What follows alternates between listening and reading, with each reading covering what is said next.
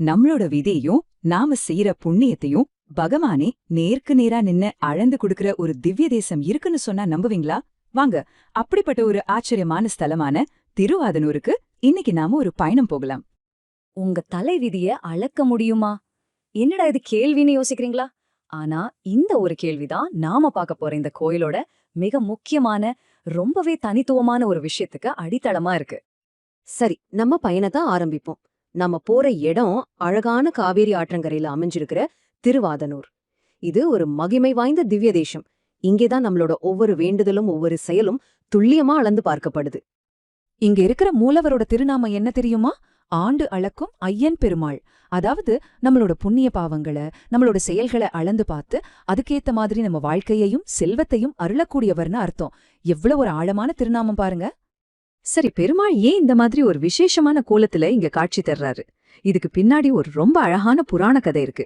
அதுவும் நம்ம புனித நதியான காவேரியோட சம்பந்தப்பட்ட ஒரு கதை. அந்த புராண கதைப்படி காவேரி அன்னைக்கு மகாவிஷ்ணுவோட ஆசி கிடைக்குது. அப்போ உங்களுக்கு ஒரு ஆசை, பெருமாளோட அந்த அற்புதமான சைன திருக்குளத்தை பார்க்கணும்னு வரம் கேக்குறாங்க. பெருமாளும் அவங்க வேண்டுதலுக்காக இணங்கி இங்க புஜங்க சைனத்துல காட்சி கொடுக்கறார். ஆனா இது மத்த கோயில்கள்ல பார்க்க முடியாத ஒரு ரொம்பவே யுனிக்கான ஒரு கோலம். இங்கதான் விஷயமே இருக்கு. பெருமாள் தன்னோட தலைக்கு அடியில தலையாணிக்கு பதிலா ஒரு மரக்கால, அதாவது படிய வச்சிருக்காரு. அது மேல தன்னோட வலது கைய ஊன்றியபடி காட்சி தர்றாரு. இதுக்கு என்ன அர்த்தம்னா, அவர் தன்னோட பக்தர்களோட புண்ணியங்களையும் அவங்களோட விதியையும் எப்பவுமே இடைவிடாம அளந்துகிட்டே இருக்காருன்னு அர்த்தம். இதனாலதான் அவருக்கு ஆண்டு அளக்கும் ஐயன்னே பேர் வந்தது. மூலவரோட இந்த அற்புத கோலத்தை தரிசனம் பண்ணியாச்சு. சரி, இது தவிர இந்த கோயில்ல வேற என்னென்ன புனிதமான அம்சங்கள் இருக்கு? வாங்க, அதையும் ஒரு பார்வை பார்த்துடலாம். இங்க அருள் பாலிக்கிற தாயார் பெயர் ரங்கநாயகி தாயார். இவங்களுக்கு பார்கவி அப்படின்னு ஒரு பெயர் இருக்கு. கருவறைக்கு மேல இருக்கிற விமானம் பிரணவ விமானம். அப்புறம் இங்க இருக்கிற புனித தீர்த்தம் சூரிய புஷ்கரணின்னு அழைக்கப்படுது. இந்த கோயிலோட பெருமை இதோட முடியல. இன்னொரு முக்கியமான விஷயம் இருக்கு. படைப்பு கடவுளான பிரம்மதேவன் ஒருமுறை தன்னோட படைப்பாற்றல இழந்துடுறாரு.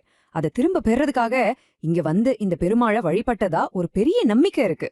இது இந்த ஸ்தலத்தோட முக்கியத்துவத்தை இன்னும் அதிகமாக்குது. ஓகே, இப்போ இந்த கோயிலோட கதை, சிறப்புகள் எல்லாத்தையும் தெரிஞ்சுக்கிட்டோம். ஆனா ஒரு பக்தரா நாம இங்க வந்து வழிபட்டா நமக்கு என்னென்ன பலன்கள் கிடைக்கும்? அதுதானே முக்கியம்.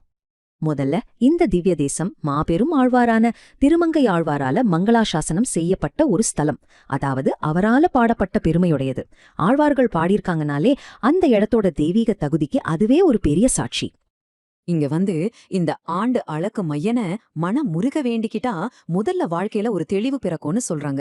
நம்மளோட கடின உழைப்பு கண்டிப்பா சரியா அளக்கப்படும். அதுக்கான பலனை பகவான் நிச்சயம் கொடுப்பாருங்கிறது ஒரு ஆழமான நம்பிக்கை. இதனால ஒரு சமநிலையான செழிப்பான வாழ்க்கைய நாம அடைய முடியும். திருவாதனூர் நமக்கு சொல்ற மிக முக்கியமான செய்தி, அதோட தத்துவம் என்னன்னா, நம்ம வாழ்க்கையில நாம செய்யற ஒவ்வொரு செயலும், நம்மளோட ஒவ்வொரு நொடியும் கணக்குல எடுத்துக்கப்படுது. எதுவுமே வீண் போறதில்ல. கடைசியா உங்ககிட்ட ஒரு கேள்வி.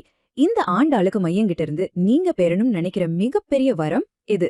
ஒரு நிமிஷம் உங்க மனசுக்குள்ள அதை நினைச்சு பாருங்க. உங்க பிரார்த்தனைகள் நிச்சயமா கேட்கப்படும்.